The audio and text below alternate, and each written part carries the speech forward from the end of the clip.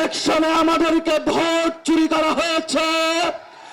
আমরা বাংলাদেশের স্বার্থের জন্য চুপ থেকেছি, কিন্তু আগামী লোকাল গভর্নমেন্টে শহীদ জিয়ার সন্তান তারেক রহমানকে হুঁশিয়ার করে দিচ্ছি, যদি ব্যালটের উপরে কোনো হাত বসে না হয়, সেই হাত আমরা ভেঙে চুরমার করে দেব। আমরা ধৈর্য ধারণ করছি, ধৈর্যের বাঁধ বাঁধবেন না।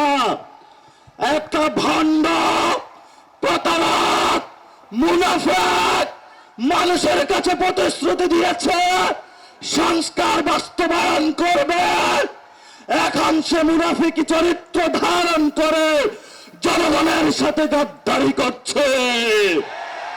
আমরা অতীতে অনেক গাদ্দারদেরকে শাস্তি দিয়েছি।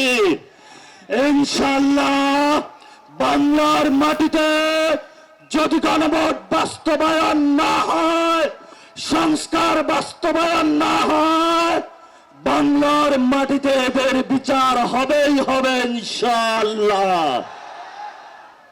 শেষ কথা যেটা, পশ্চিমবঙ্গে গেরুয়া পতাকা এসেছে, আমরা এখানে আছি ইনশাআল্লাহ প্রস্তুত।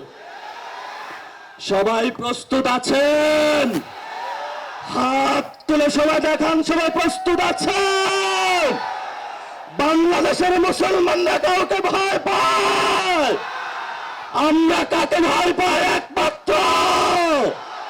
আমরা একমাত্র আল্লাহকে ছাড়া কাউকে ভয় পাই না। অসংখ্য শহীদ আমাদের সামনে আছে, শহীদ হব, জান্নাতের বুকে ঘুরে বেড়াবো তোমাদের জন্য। তোমাদের মতো 2 টাকার মতো আমাদের জীবনের মূল্য না। শেখ হাসিনাকে নিয়ে আসবো এই দেশে, ফাঁসির কাস্টে ঝুলাবো।